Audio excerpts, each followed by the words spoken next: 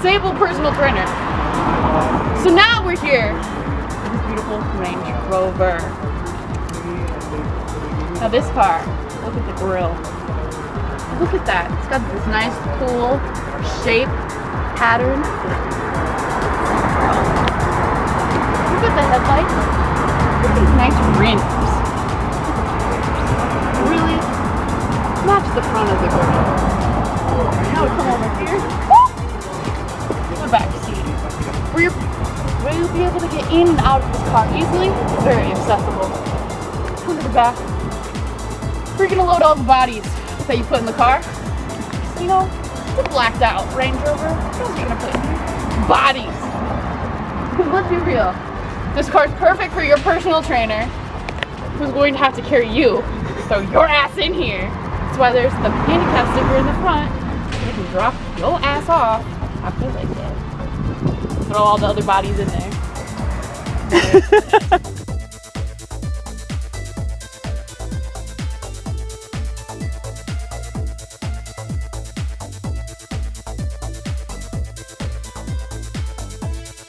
How much do you charge per car? How much is that? Because our accountant for the show is sending you the payments, but how much are you charging first-time customers? 4 payments of $69.69. That's actually not that bad. No. And why is it that you're so reasonable and you don't like to gouge people? I'm just here for the people. I'm here to help the people. You see? And there I have it. Thank you. The people's people. The people's people. One other thing that I find absolutely incredible and stunning is that this, what you're looking at, right? These beautiful colors, these beautiful petals, this all comes from this, right? You see that? And you know where that comes from? This, the dirt. And when you actually think about what this comes from and what that comes from and all the other trees behind it, it is absolutely fascinating. Think about in terms of you. You came from your mother's insides and you are the person that you are today. So my whole point is everybody is extremely different. They come from the same source, right? The dirt is your mother's stomach, but they're all different and unique in their own special ways. I doubt that tree wishes it was this tree or vice versa. So just today, practice on understanding nature. We all come from the same place, but we're all very unique and all very special and all very different. And you're okay.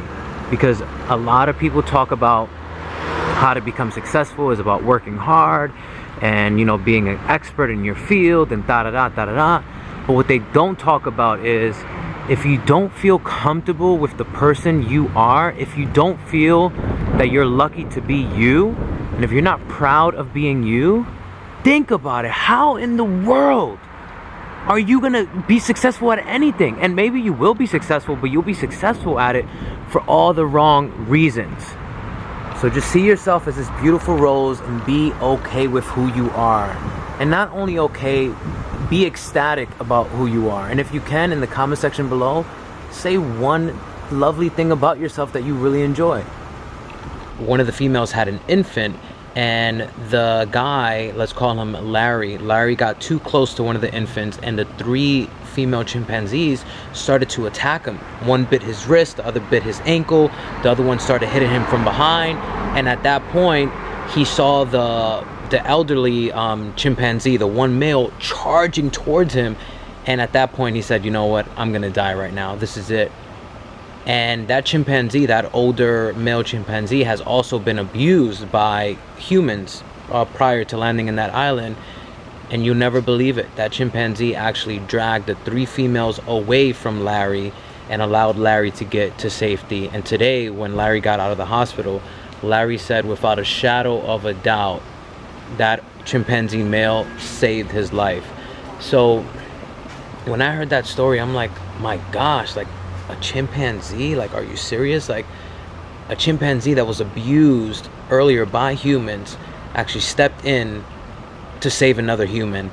And the reason I share that, it's like, what grudge are you holding today? I'm sure you're more compassionate and more forgiving than a chimpanzee. So it's like, whatever grudge you're holding on to, or whoever you're mad, whatever situation you're mad about, or whoever has hurt you or you feel has wronged you, and it's really eating you up inside, because 9 times out of 10 it eats you up inside, not that other person.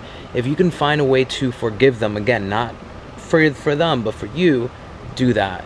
It's just going to be a much lighter weight. And guess what, sometimes you secretly want to be attached to that person, you want to be in that person's life, but you're letting something so small taint a whole future with that individual. So please, I hope this did something for you. You'll text that person, call that person, or just forgive them internally, pray for that person, and move forward, because having that darkness in your heart is never worth it. 2 minutes with somebody new each and every day, and that's exactly what I'm doing. And you see, I'm taking action because I was talking with Paul, and we're literally in the gym locker room, but I just wanted to see how's he doing.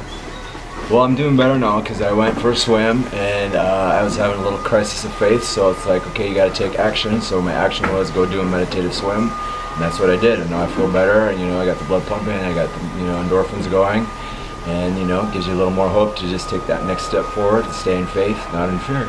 And what does the meditative swim look like? What does that mean? Well, today, like I did my workout out in the gym, did all that, did my stretching, and then I warmed up a little bit in the steam, and then I did just a breaststroke swim, just focused on breath, taking, here's the thing, is you just taking love and exhale fear, taking love, exhale fear, like that, just keep that going. Like, that is, okay, taking love, exhale fear, yeah. And why is taking good, exhale bad, or whatever your mantra might want to be.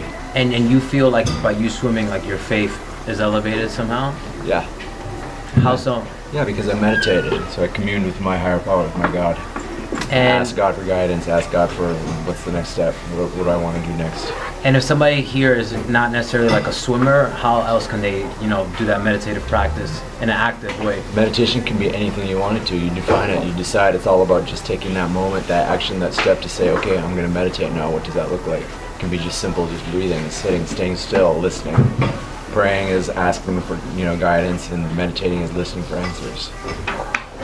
Paul, okay, and then the last thing, what did you eat today? That's my favorite question. Well, all I had was my smoothie, and you know what's in it, so rattle it off to them. Ooh, a lot of good things are in it. Yes, a lot of good things. Yeah, a lot of greatness. And then what are you going to have after right now? Well, I haven't decided yet. I'm going to go to the store and figure that out. So Peace out. It was 2 minutes. 2 minutes.